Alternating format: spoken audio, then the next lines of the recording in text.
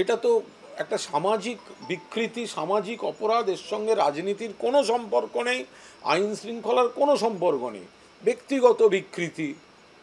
যুগে যুগে আমরা এই ধরনের খারাপ ঘটনা, এটা মানুষের বিকৃতি। আপনি কি করবেন? পাশের লোকটাই বা কি করবে? একজনের মনে কি আছে আপনি বুঝবেন কি করে? একজন শিক্ষক হয়ে ছাত্রীকে এই ধরনের অত্যাচার করে, মেরে, বডি কেটে, এটা কি? এতে পুলিশ ব্যবস্থা নিচ্ছে, অ্যারেস্ট করেছে, ব্যবস্থা নিচ্ছে। এর সঙ্গে বিজেপির সম্পর্ক কি? এর সঙ্গে রাজনীতির সম্পর্ক কি? একজন শিক্ষক একটা মানসিক বিকৃতি থেকে একটা অপরাধ করেছে, তার সঙ্গে সেখানে বিজেপি অমুক তমুক এইগুলো আসছে কোথার থেকে? সেখানে উস্কাতে যাবে কেন? খারাপ ওখানে প্ররোচনা দিয়ে অশান্তি তৈরি করতে যাবে কেন? যদি আটকে থাকেন সঠিক কাজ করুন।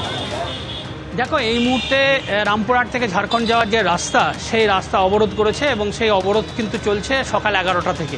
এবং এই মুহূর্তে সেটা হচ্ছে টায়ার জ্বালিয়ে, রাস্তার মধ্যে টায়ার জ্বালিয়ে অবরোধ চলছে।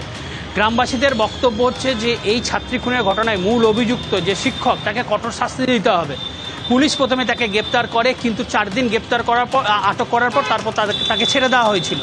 এবং এই অভিযোগ গ্রামবাসীরা তুলছে। এর ফলে কী হয়েছে? তদন্ত প্রভাবিত হয়েছে। কারণ এই যে দীর্ঘ প্রায় 20টা দিন সময় লেগেছে ছাত্রীর মৃতদেহ উদ্ধার করতে, তার কারণ হচ্ছে পুলিশের সঠিক তদন্ত প্রক্রিয়া না করার জন্য বা ফলো না করার জন্য। এবং সেই জন্য এই বিক্ষোভে প্রথমে আমরা দেখেছি সকাল 10:30 নাগাদ যখন স্কুল খোলে, যেখানে ছাত্রী পড়তেন, সেই স্কুল খোলে তখন শিক্ষকরা যখন ঢুকছিলেন, তখন গ্রামবাসীরা আসেন এবং প্রধান শিক্ষককে মারধর করা হয়। তাকে রীতিমতো চর, কিল, ঘুষি দিয়ে লাথি মেরে তার জামা ছিঁড়ে দেওয়া হয়, তার ব্যাগ ছিল কাঁধে, সে ব্যাগ ছিঁড়ে দেওয়া হয়। পরে রামপুরহাট থানার পুলিশ তাকে উদ্ধার করে এবং রামপুরহাট মেডিকেল কলেজ হাসপাতালে চিকিৎসার জন্য পাঠানো হয়। অন্যান্য শিক্ষকদেরও আটকে রাখা হয়েছিল, কিন্তু পরে তাদেরকে পুলিশ উদ্ধার করে। এরপর রামপুরহাটে এসডিপিও নেতৃত্বে বিরাট পুলিশ বাহিনী ঘটনাস্থলে যায় এবং সেখানে এই অবরোধ তোলার চেষ্টা করে। তখন রীতিমতো গ্রামবাসীদের সঙ্গে তর্কাতর্কি শুরু হয় এবং পুলিশকে গ্রাম থেকে একদম বার করে দেওয়া হয়। বাইরে গ্রাম প্রায় 1 কিলোমিটার দূরে পুলিশকে বার করে দেওয়া হয় এবং বলা হয় যে পুলিশ যেন গ্রামে না ঢোকে, যা ব্যবস্থা নেওয়ার এখন গ্রামবাসীরাই নেবে।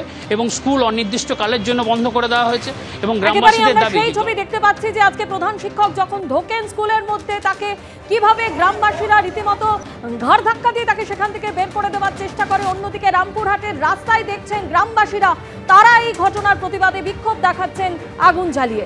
রামপুরহাটে 7ম শ্রেণীর ছাত্রী খুনে যেভাবে উত্তাল হয়ে ওঠে রামপুরহাট, গ্রামবাসীদের একাংশ তারা বিক্ষোভ দেখায়, থানা ঘেরাও করে রাখে, রাস্তা অবরোধ করে। তার আঁচ এসে পড়ে কলকাতাতেও। আমাদের সঙ্গে রয়েছেন আমাদের প্রতিনিধি ময়ূখ ঠাকুর চক্রবর্তী। ময়ূখ, কোন দাবিকে সামনে রেখে এই বিক্ষোভ মিছিল?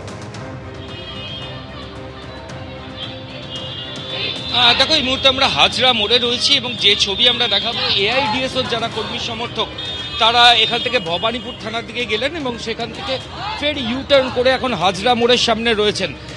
হাজরা মোড় কলকাতার অত্যন্ত গুরুত্বপূর্ণ একটা পয়েন্ট। আমরা জানো যে এখানেই মুখ্যমন্ত্রী মমতা বন্দ্যোপাধ্যায়ের বাড়ি, কালীঘাটে সেই রাস্তাও রয়েছে, একটা সেন্সিটিভ জোন।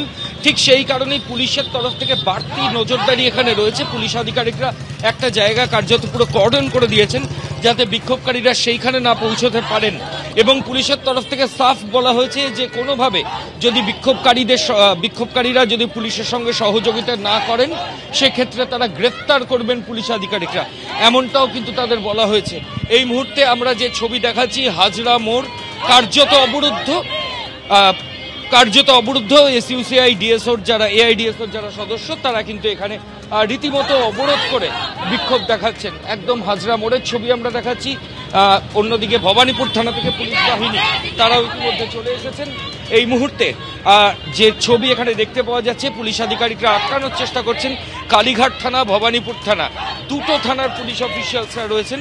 কোনোভাবে এখান থেকে বিক্ষোভকারীদের যেখানে মুখ্যমন্ত্রীর বাড়ি সেই দিকে যেতে দেওয়া যাবে না, সেটাই পুলিশ আধিকারিকদের বক্তব্য। এখন বিক্ষোভকারীরা কি করেন সেটাই দেখার।